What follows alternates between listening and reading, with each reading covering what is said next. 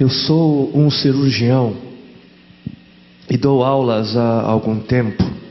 E por 13 anos vivi em companhia de cadáveres e durante a minha carreira estudei anatomia a fundo. Posso, portanto, escrever sem presunção a respeito de morte como aquela.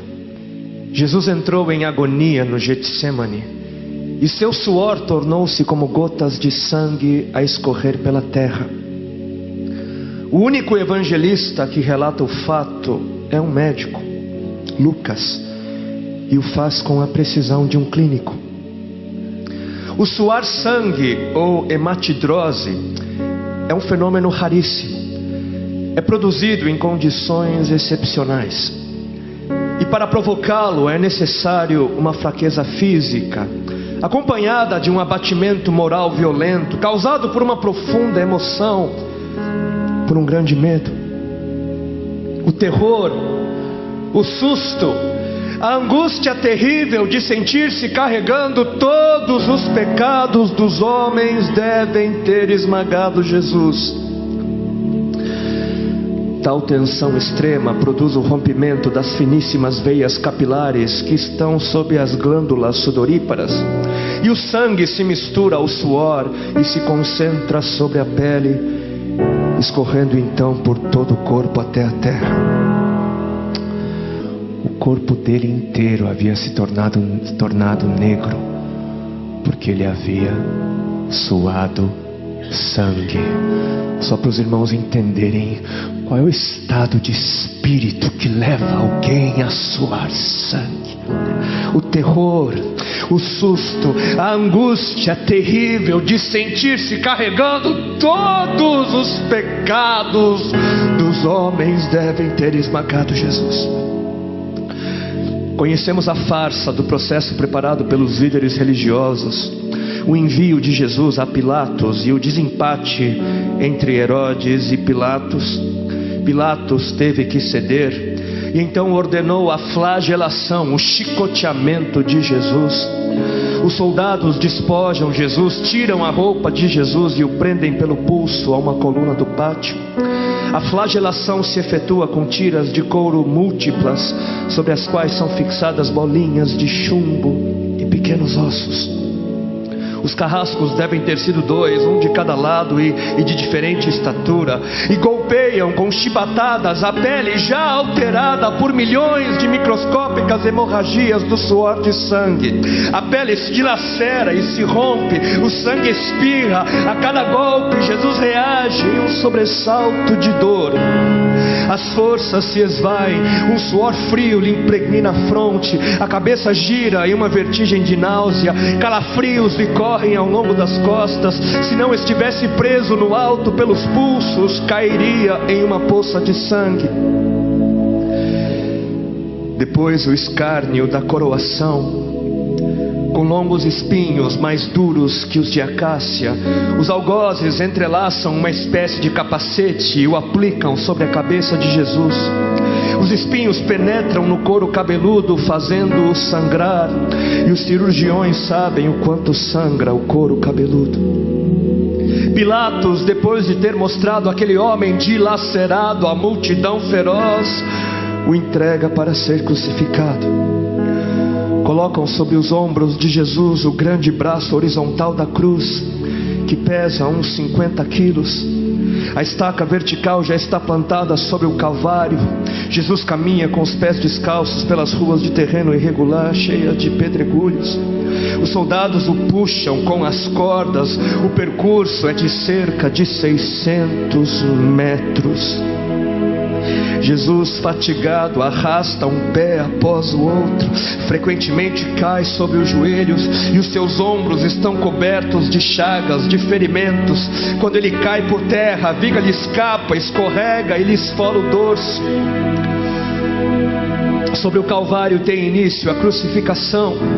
Os carrascos despojam o condenado, tiram a roupa do condenado, mas a sua túnica está colada nas chagas dos ferimentos, e tirá-la produz dor atroz.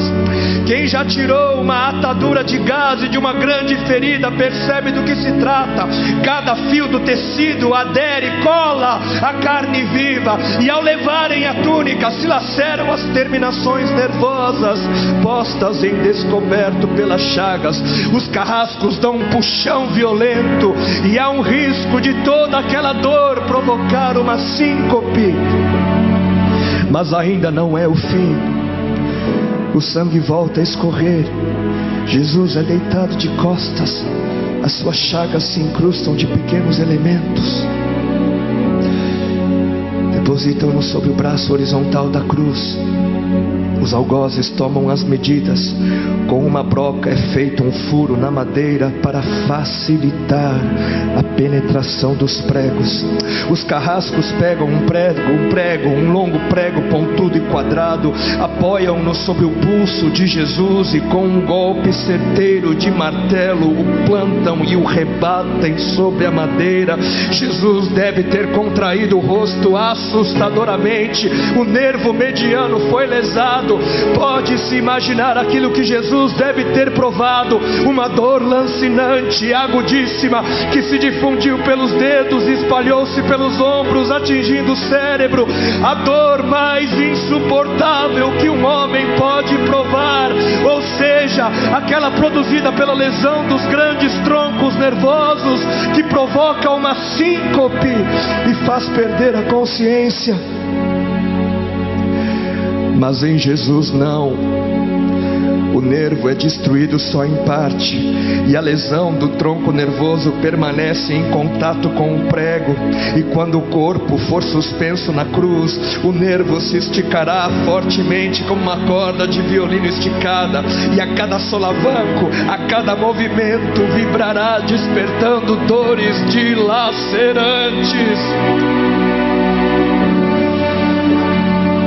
Elevam a Jesus. Os ombros da vítima esfregam dolorosamente sobre a madeira áspera. As pontas cortantes da grande coroa de espinhos penetram o crânio. A cabeça de Jesus inclina-se para a frente, uma vez que o diâmetro da coroa o impede de apoiar-se na madeira. Cada vez que o mártir levanta a cabeça, recomeçam pontadas agudas de dor. Pregam-lhe os pés. Ao meio-dia, Jesus tem sede.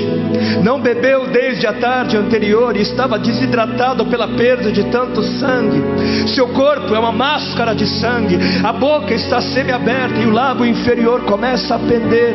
A garganta seca lhe queima, mas ele não pode engolir. Tem sede. Um soldado lhe estende sobre a ponta de uma vara uma esponja com bebida ácida de uso entre os militares. Tudo aquilo é uma tortura atroz. De repente, um estranho fenômeno se produz no corpo de Jesus. Os músculos dos braços se enrijecem em uma contração que vai se acentuando, os bíceps esticados e levantados, os dedos se curvando. É como acontece a alguém ferido de tétano, a isto que os médicos chamam de tetania. Quando os sintomas se generalizam, os músculos do abdômen se enrijecem em ondas imóveis. Em seguida, os músculos entre as costelas, depois os do pescoço e finalmente os músculos respiratórios se enrijecem. A respiração se faz pouco a pouco mais curta. O ar entra, mas não consegue mais sair. Jesus respira com o ápice dos pulmões. Tem sede de ar como um asmático em plena crise. Seu rosto pálido pouco a pouco se torna vermelho, depois se transforma num violeta purpúreo. Jesus é envolvido pela asfixia. Seus pulmões cheios de ar não podem mais esvaziar-se. A fronte está impregnada de suor, os olhos saem fora de órbita. Mas de repente algo acontece. De repente algo acontece. Lentamente, com um esforço sobre-humano, Jesus toma um ponto de apoio sobre o prego dos pés. Ele esforça-se a pequenos golpes, se eleva, aliviando a tração dos braços. Os músculos do tórax se distendem, a respiração torna-se mais ampla e profunda, os pulmões se esvaziam e o rosto recupera a palidez inicial. Mas por quê? Por que este esforço? Por quê? Porque Jesus quer bradar: Pai, perdoa-lhes, porque não sabem o que fazem. E logo em seguida o corpo de Jesus começa a afrouxar-se de novo e a asfixia recomeça. Foram transmitidas 7 frases pronunciadas por ele na cruz, e cada vez que quer falar ele deverá elevar-se, tendo como apoio o prego dos pés. Inimaginável! Atraídas pelo sangue que ainda escorre e pelo coagulado, enxames de moscas unem ao redor do seu corpo, mas ele não pode enxotá-las. Pouco depois o céu escurece, o sol se esconde, de repente a temperatura diminui. Logo serão 3 da tarde, e depois de uma tortura que dura horas e horas, todas as suas dores, toda a sua sede, todas as cãibras, toda a asfixia, todo o latejar dos nervos medianos lhe arrancam um lamento: Deus meu, por que me desamparaste?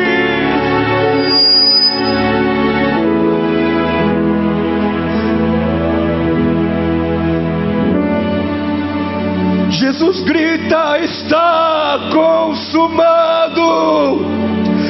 E em seguida, num grande brado, diz: Pai, nas tuas mãos entrego meu espírito.